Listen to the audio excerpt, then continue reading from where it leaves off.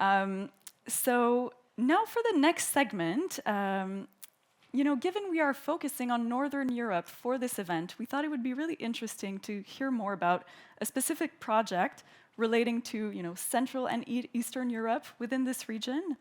So we will have a Q&A session about this EIT food project, which is the Regenerative Agriculture Revolution project. And our speakers will discuss the challenges and success stories in developing regenerative agriculture in Central and Eastern Europe. So Marja-Liisa Meurice, Director IT Food and CLC Northeast, will be chairing this session.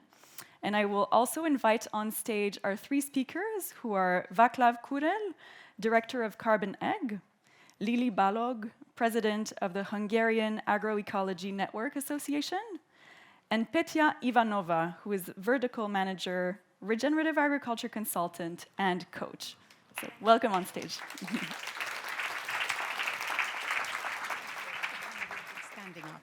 So, indeed, because obviously as farmers never believe before they see things, we thought that we would like to bring here like real life examples of a regenerative agriculture program that we are running. And therefore, I think that it is a great opportunity for you as well to recognize these folks so you can ask questions afterwards if you would like. Now, EIT Food Regenerative Agriculture, I don't have to explain it to you, but maybe for you, is that we have actually three fields of actions. And one is to provide support basically for European farmers in the transition to regenerative agriculture. Very, very important. You will hear a little bit later why this is so important, this transition, but also acceleration of the transition. And then also provide help the public see the benefits of regenerative agriculture for their health and that of a planet. I mean, really, this is really, really strong, important area. I mean, for planet, but also for ourselves. And I think I do care about that one, and I'm sure that you too. And then third area is work with agri-food companies to accompany them in their transition towards regenerative practices. And I think this is equally important part in whole area of this. I have here a couple of, I think, numbers. I just find my numbers here. One is that we have been able to basically train 1,210 farmers. So I think that's quite nice since 2020. So since 3 years, 1,210 farmers. We have actually also provided training and advisory programs for 166 farmer advisories. So it's train the trainers kind of idea. And then we actually nowadays operate indeed in 8 European countries. So that's the kind of a base. So these lovely people here of our fantastic EIT food team are also like representing basically 3 of those countries. So I promised you a very, very tough questions that you will need to answer.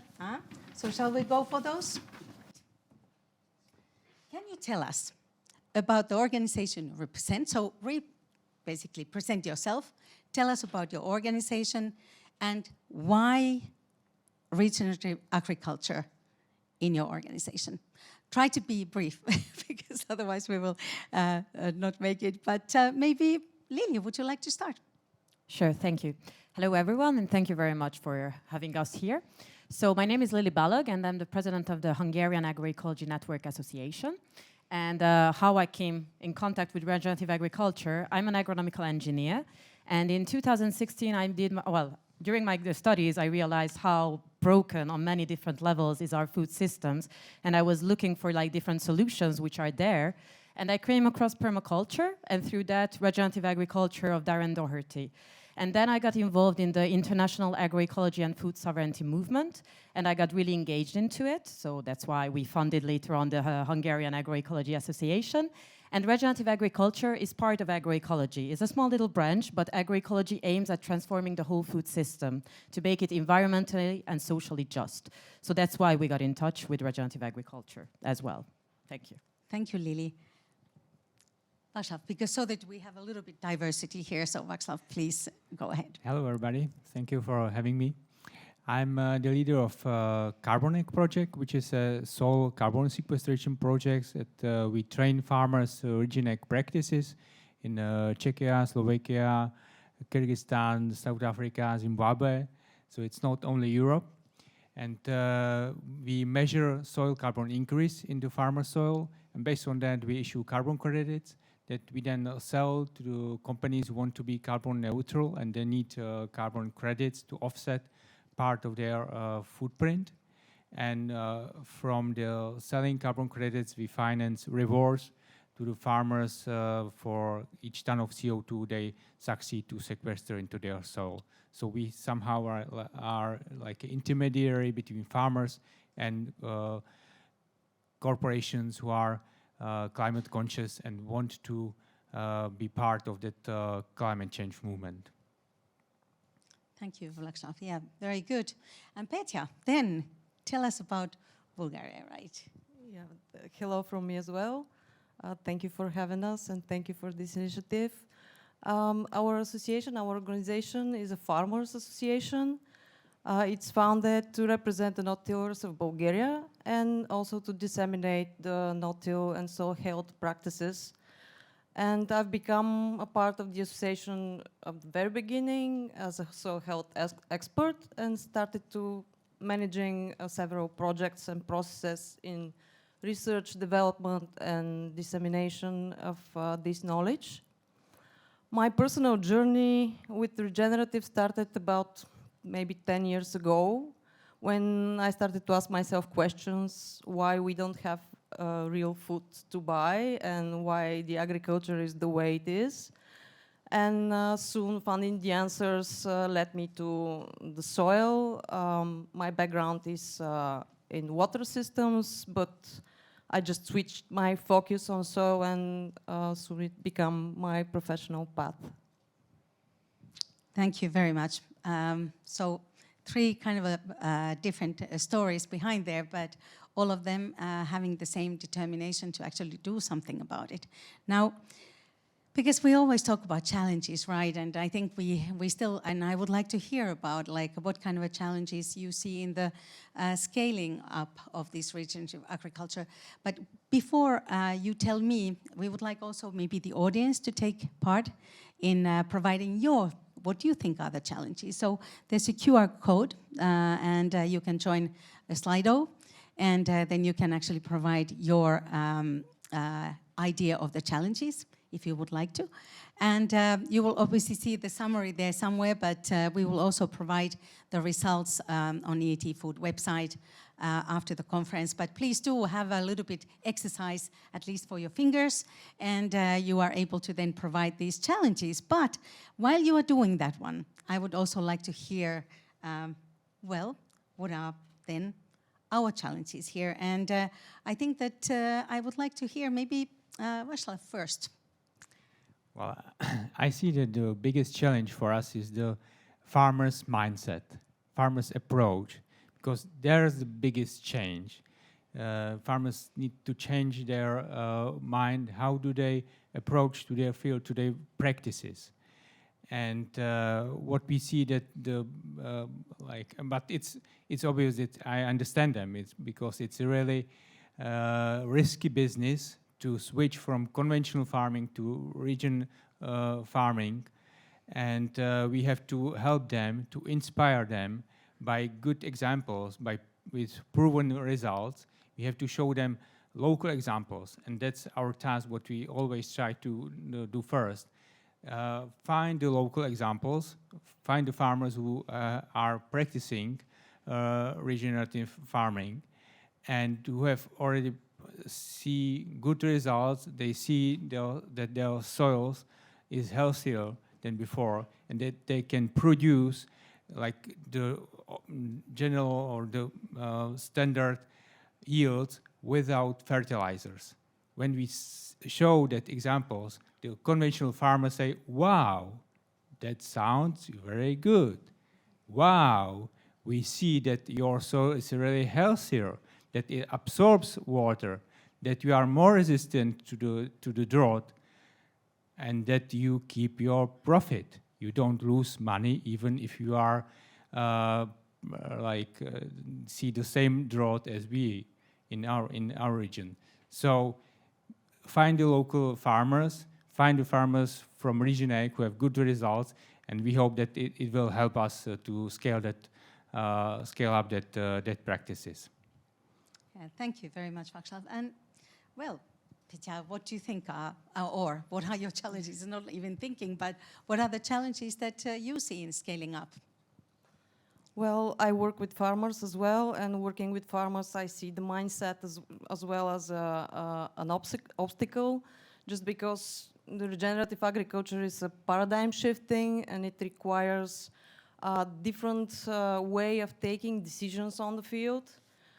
Switching from reactive, extractive mode, switching from short-term solutions that are treating only the symptom. That's why we are so focused on raising awareness and education, knowledge to spread amongst the farmers so we can empower them to make this big change. Yeah, so empowering, and changing the paradigms, and changing the mindset so far on the list. So, Lili. Indeed, so let me pick up on that, because indeed, changing farmers' mindset is a crucial thing, but changing the enabling environment is even more important, because then you can directly affect the farmers' decisions, because if the policies, the financial structures are there, then of course farmers will have a bigger possibility to change, because as you said, it's a big investment to change from, and a big risk as well to change. So we cannot like expect farmers to change from one day to another, and that's why we really need advisory systems where and services where farmers can approach people who are knowledgeable and can help them. And what we see, another challenge that I would like to pop in, is that at least in our region, in our discussions, it came up that usually these advisory services, as I said, were missing. And usually grassroots organizations or farmer-led organizations like ours are doing it, but we are lacking financial support from our governments. Therefore, it's really we are struggling to keep alive, and we are overburdened with the administrative costs, etc. So I think this is the challenge, because I mean the will is there, people want to change, but the environment is quite hostile.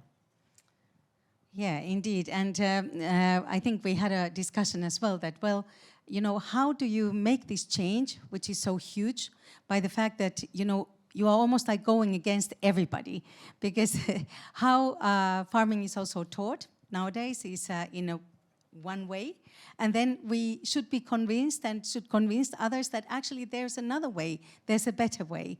But I think you seem to be really understanding the challenges are going further.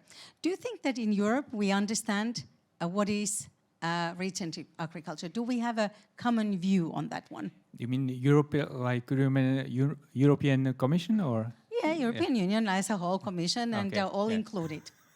Well, I think that there's somehow the wording of carbon farming, that it's part of Green Deal. Great. There is big support of organic farming. Great.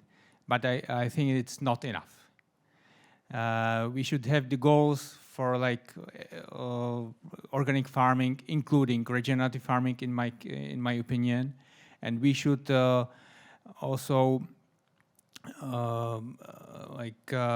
define the organic farming really precisely what it is.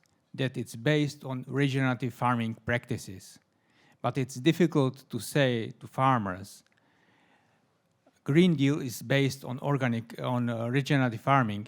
It means it is based on stopping plowing, on no-tilling practices. I cannot imagine that European Commission would be able to say that, to tie CAP to that practices.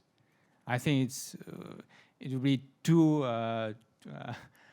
too ambitious, or it's not possible to do it within several years. It will take really 10 years when the farmers will accept that it's really working, and they will accept this change in policy.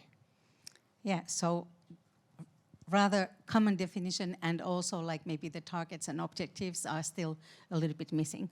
What about Petya? Do you think that do we all understand what we are talking about when we are talking about regenerative agriculture in Europe? Honestly, I'm not really sure that we are understanding the same, and I'm not sure that we are thinking the same thing for what we can use this for. So probably we should widely discuss this. Yeah, and more work is needed, right? More work is needed. Lili. No, I believe like as we don't accept one single definition, and so it's becoming a buzzword and everybody's using it, but it's being co-opted and just like taken out like many aspects. So it goes way beyond just plowing. It's more a holistic approach, regenerative agriculture. So we should be looking much more into that direction. So as long as but it's good that we start at least communicating about it and raising our points, and therefore like actors who are really involved in this ecosystem should be involved in the decision making and the whole thing to really define what is regenerative agriculture. Excellent. Well, then let's continue on the almost final question, which is that what is the success story in your case, and where you see that regenerative agriculture is providing the opportunities to scale up? Any success stories from your experience with the, let's say, people that you have been dealing with in the regions, in the countries, in a specific area that you would like to quickly share?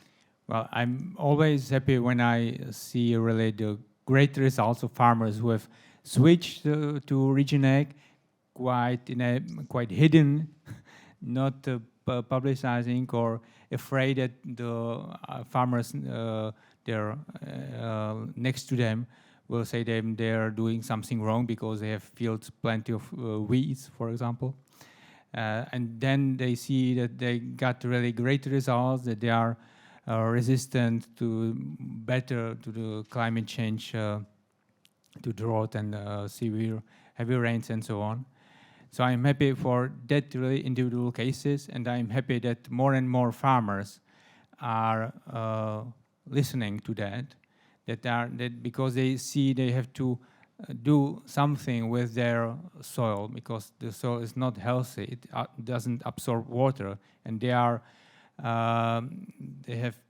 they see that the drought is more and more severe and more frequent than it was before. And we see that the farmers who are open that are really ready to change.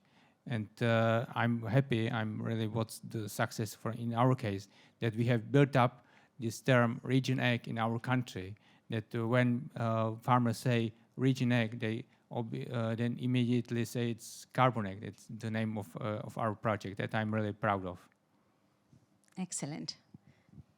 Petya, what is your success story that you would like to share?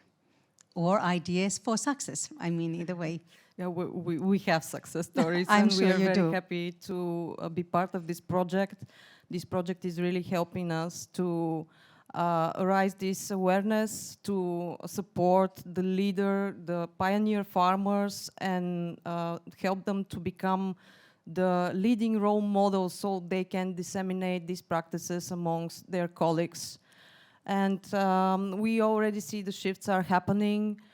For example, in the project, in the advisory program, we have an organic melon producer that is switching to strip till, and he's minimizing the cultivation passes. And this year he will introduce also cover crops. We have 1,000 hectares of grain production farm, and the farmer is convinced to go almost without no synthetic inputs, even reducing the herbicides. And it is lovely to see this. It is lovely to see all these currently 16,000 hectares are in the program. And we've reached many more through the trainings, and we were able to kind of influence their vision, their goals, their path as well. Very good. Very, very lovely words there. Vision, convincing, and changing, again, that mindset. And Lili, what is your recipe there for our stories on towards the success? Yes, I mean, the project hasn't been running for not even a year, but I can say that I think it's a success that in 6 months we managed to train at least 100 farmers because it was so popular, and the training was for free as well. So, I mean, accessibility of it's quite important as well for farmers. So, but what you have both mentioned is that creating a community of these innovative farmers, these pioneers, is super important to create a community of farmers. And actually, that is at the core of the Hungarian Agroecology Network, to engage much more with farmers, to make it central, but as well with the diversity of actors who are there. So we always try to implement in our trainings, just like as we do in all our activities, that scientists, researchers, activists, civil society organizations, and farmers and pastoralists are always present in order to exchange knowledge, because that's how we can really drive the change.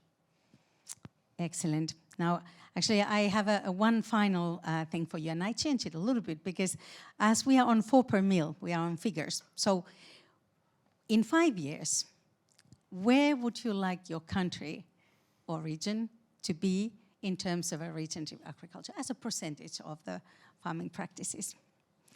Well, actually, we have a vision for 2030, and it's a global vision that with our project we would like to sequester 1 billion of tons of CO2 in that time, which means, approximately the global emissions are 40 billion tons of CO2 per year. So it's quite big amount.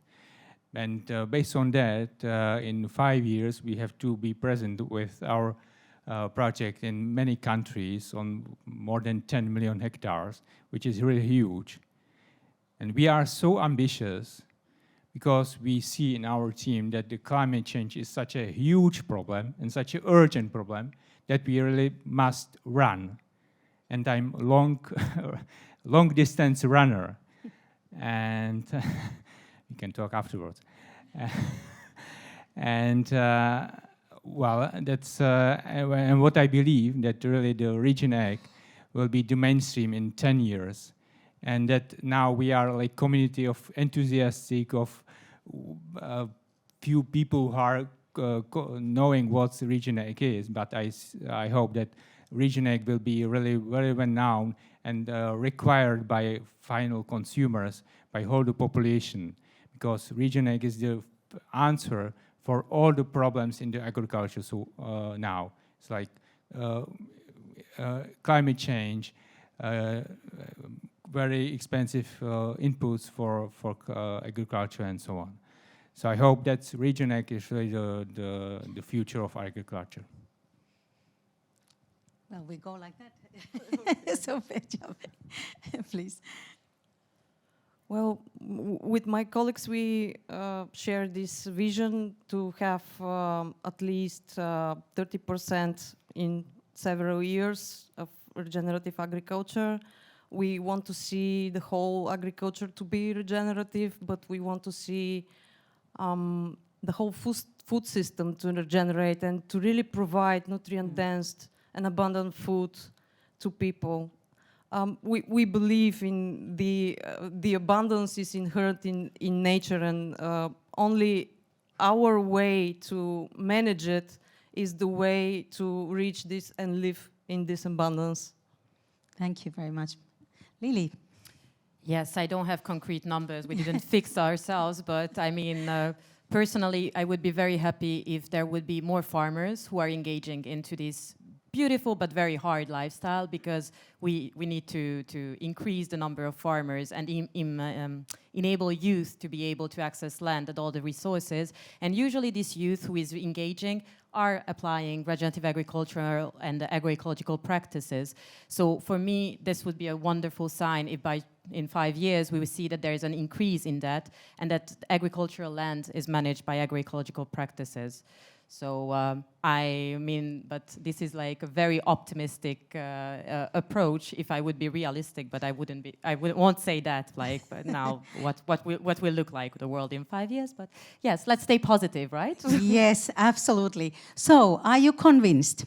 Yes, I hope so. So, we wish you all a very, very nice afternoon, and then thank you very much for your contribution here and all your really hands-on experience and understanding of what we need to do in order to achieve what you actually really want to achieve. So many thanks, and yeah, thank you very much for your contribution as well. Thank you. And thank you for your support of EIT. Thank you for your support to EIT. Very welcome. Very welcome. Thank you. Thank you so much. You don't need it. I'm okay, thank you. Thank you so much, Václav, Lili, Petya, for sharing your stories, and Marja-Liisa for chairing this panel. It's so very interesting to learn more about this EIT food project, the Regenerative Agriculture Revolution project, and including the need for a common definition of regenerative agriculture, the challenges in implementing and scaling regenerative ag, and what's really happening on the ground, the success stories about creating community for farmers, etc. So thank you very much for that.